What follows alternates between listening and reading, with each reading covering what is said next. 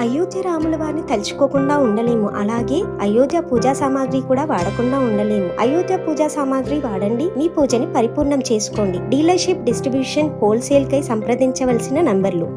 ఏపీలోకి 7 మండలాల పాపం బీఆర్ఎస్ బీజేపీదే.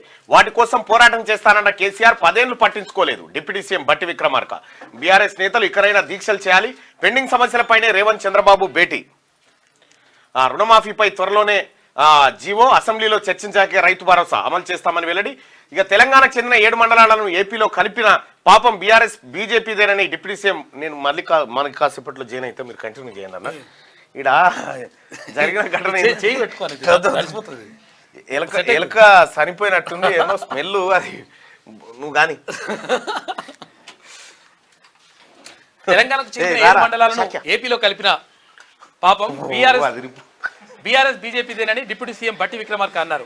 విభజన చట్టంలో 7 మండలాల ప్రస్తావన లేదు. కేంద్రంలో బీజేపీ అధికారంలోకి వచ్చిన తర్వాత ఆర్డినెన్స్ లో 7 మండలాలను ఏపీలో కలిపారు. బీఆర్ఎస్ బీజేపీ నిర్వాకం వల్లే ఆ 7 మండలాలు ఏపీలో విలీనమయ్యాయి. వాటిని తిరిగి తెలంగాణలో కలిపేందుకు పోరాటం చేస్తామని అసెంబ్లీలో చెప్పిన కేసీఆర్ 10 ఏళ్లు పట్టించుకోలేదు. ఇకనైనా ఆ మండలాల కోసం బీఆర్ఎస్ నేతలంతా దీక్ష చేయాలి అని సూచించారు. 10 ఏళ్ల పాలనలో కేసీఆర్ చేసిన తప్పులే ఆయనను వెంటాడుతున్నాయని అన్నారు.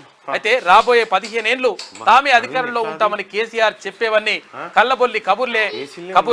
అయితే కారు సారు 16 అని చెప్పిన వాళ్ళు 0 వచ్చిన విషయం మర్చిపోవద్దు అని చెప్పేసి ఉప ముఖ్యమంత్రి భట్టి విక్రమార్క అంటా ఉన్నారు.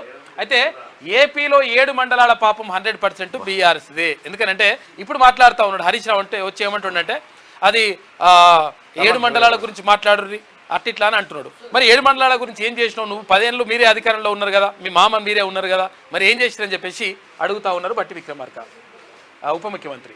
ఇక భగీరథపై చెప్పిందంతా బోగసేనా?